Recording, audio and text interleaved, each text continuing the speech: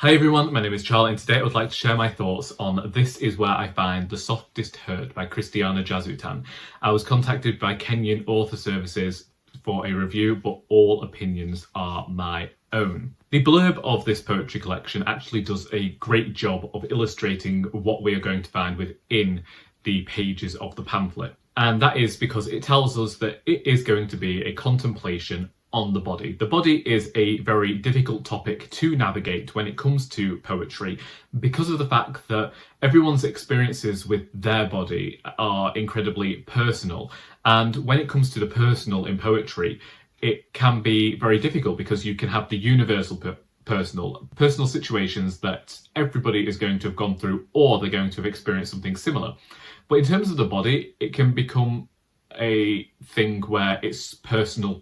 It's so personal that the reader might not be able to sympathise or feel anything for the poems or what the poet is trying to evoke.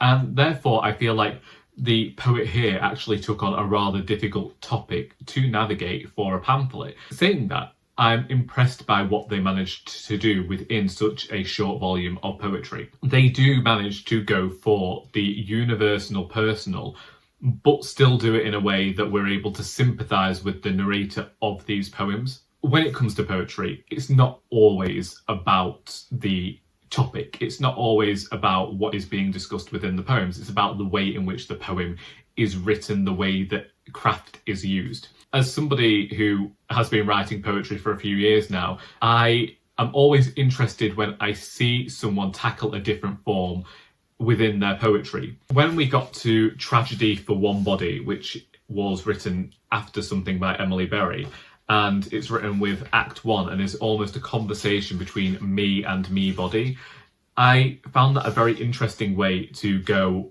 about poetry. Because it reduces everything to dialogue. But then when I think about my own experiences with poetry and talking about the writing of poems, I always consider how it sounds. So when we are reducing something to purely dialogue, then everything within there is about the way stuff sounds.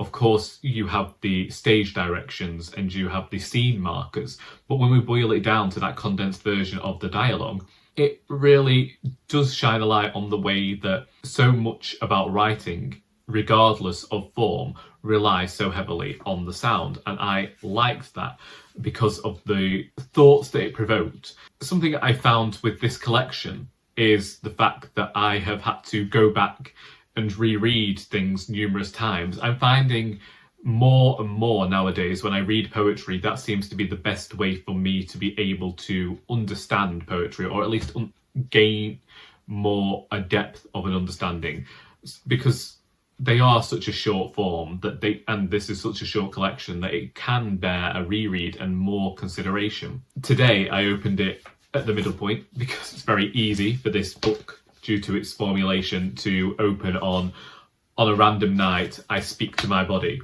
And this one for me is the one that is so in-depth about the body, and it takes it section by section.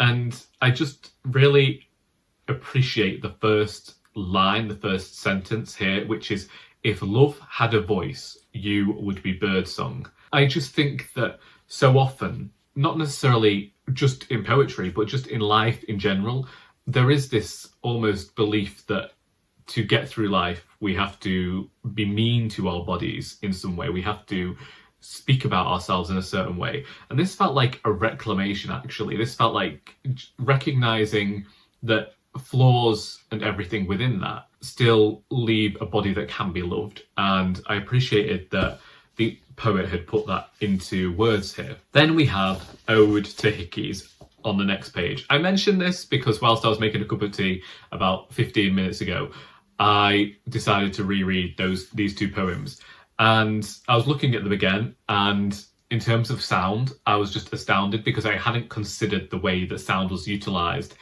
in this poem before.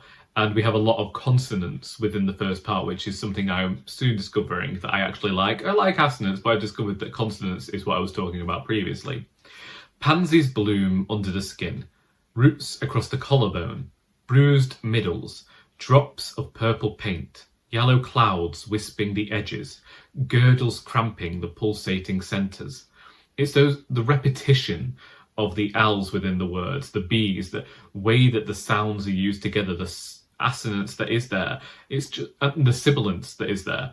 It's just sublime as a way to start the poem. And when I first read it, I did not recognise that was there. It took another few rereads before I was like, oh, I've only been seeing what's on the surface of this poem. I need to dig in deeper and see what the poet is doing with their craft.